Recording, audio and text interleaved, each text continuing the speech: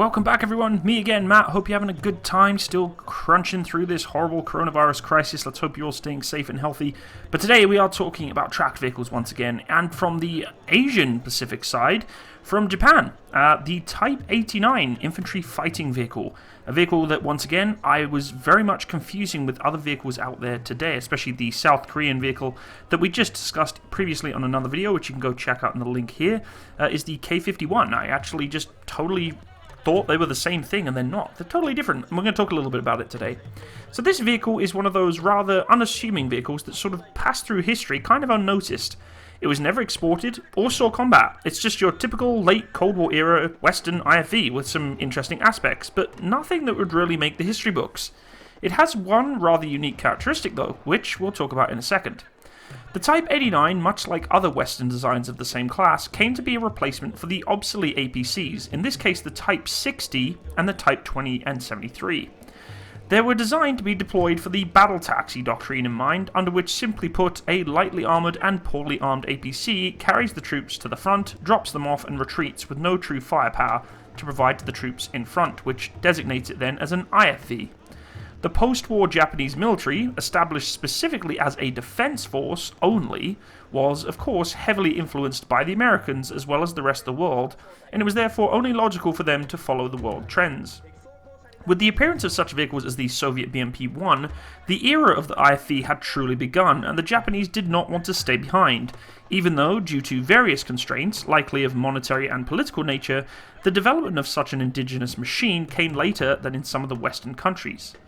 The IFV requirement for the Japanese domestic use was first formulated around 1980. What followed were 3 or so years of procurement talks, culminating with a contract from Mitsubishi to build 4 prototypes in 1984. During the next several years, several prototypes were built and tested successfully.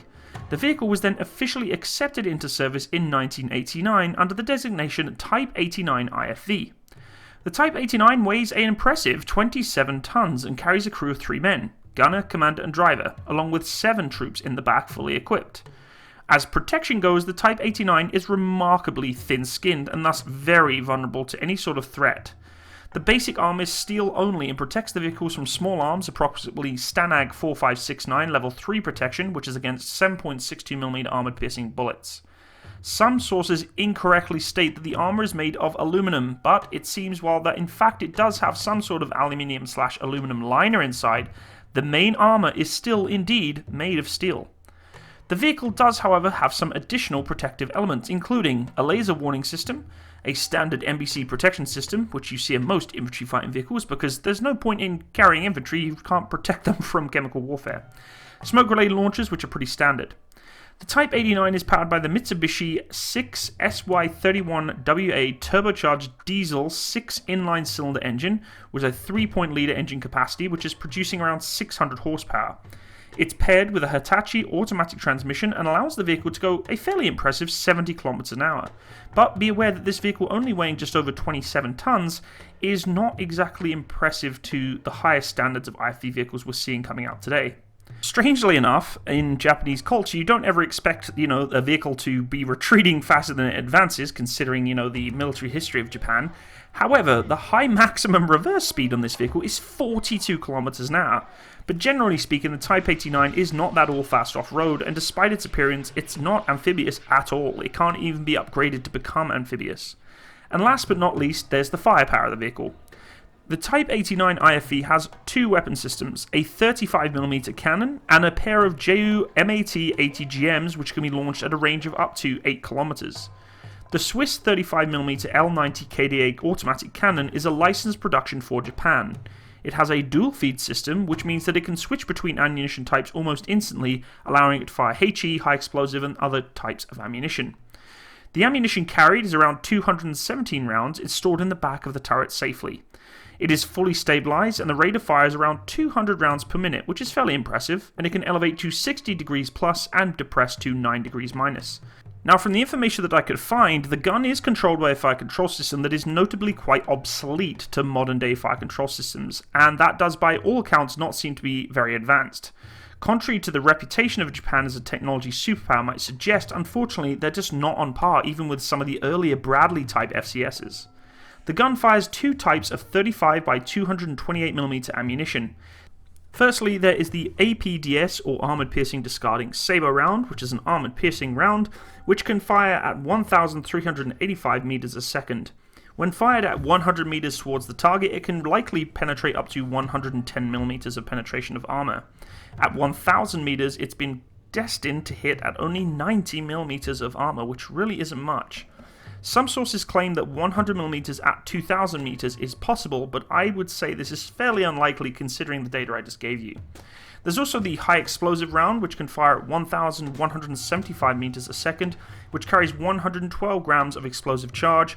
And unfortunately, this ammunition is not programmable with its fuse, which would potentially allow it to engage with airburst rounds, which is pretty common now on modern day IFVs and the cannons they're being produced, to have a projectile that can airburst onto trenches and infantry in the open.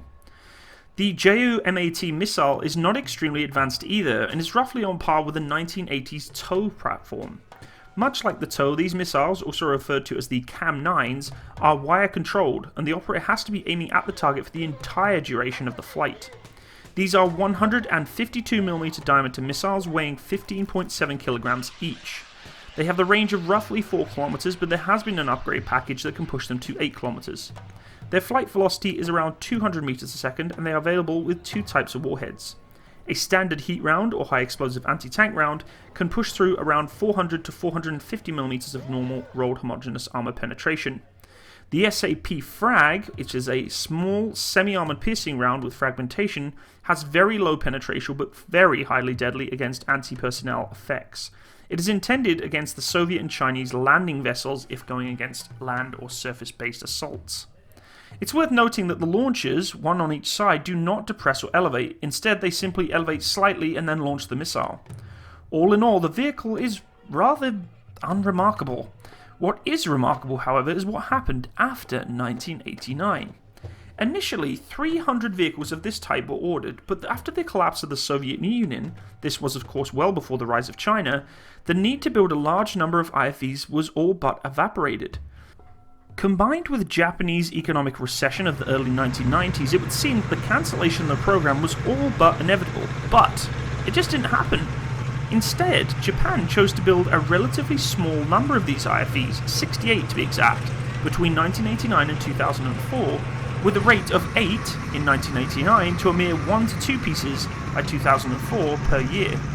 This drove the unit price of the Type 89 to incredible heights, at roughly $5 million per unit, compared to the Bradley's cost, which in its time was more effective and more advanced than this vehicle, roughly cost around $3 million. It's currently the most expensive mass-produced IFV ever produced anywhere, which in my eyes, considering its statistics and the number that it has, is baffling to me.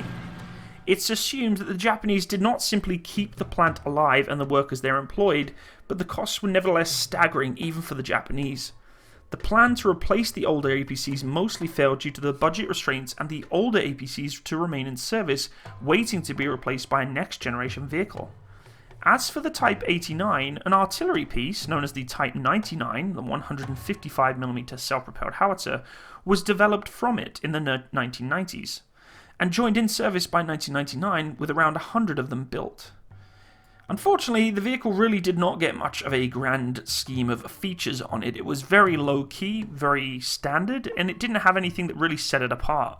The armor package being completely in steel and having an aluminum package inside and no upgradable packages placed on it really puts this vehicle in a massive detrimental aspect against modern day IFVs and even some of the older IFVs. With no upgrade packages being placed on there, whether it be composite or reactive, it's causing some major risks to the crew inside of this vehicle. One thing you'll also notice about this vehicle is the ball turrets on the side, the crew capable firing ball turrets, including the driver. I've never seen a vehicle that has a driver with a ball turret beside him to his right hand side to engage potential targets coming against the vehicle. This is a very old style of doctrine and something that you just don't ever see anymore, and you really don't even see it on, Russian or even sort of older Soviet bloc style vehicles. It's totally diminished. However, the Type 89 continues to have these housed ball turrets in the side of the vehicle. In my eyes, they're just perfect aiming points for any gunner on any IFV or armored fighting vehicle. That's where you want to be aiming, because it's going to punch right through those ball points. It's a weakened point of the hull, and it's just strange to see them there, even if they're not manned anymore and been capped over. It just makes no sense. And unfortunately, the Japanese have been kind of left at a disadvantage with this vehicle, considering they've just kept it rolling and, monitored it as a program to see if they, maybe in the future we could do something better with it. I think the principle of the vehicle is very good. I think it had a good idea. It was running smooth, but it's just past its time. It's time for a new IFV for Japan for sure. Anyway, folks, I hope you enjoyed today's video. Please leave me a like if you did enjoy it. I'd also like to hear your feedback in the comments section below. If you want to support my channel, please go check out my Patreon page. I'd really appreciate it. I also have my Discord link in there too, Facebook and all the other bits and pieces, including my merchandise store if you want to go check that out. Thank you again for joining me. I hope you have a great day. Take care, especially during this COVID-19 crisis. All the best. Bye-bye.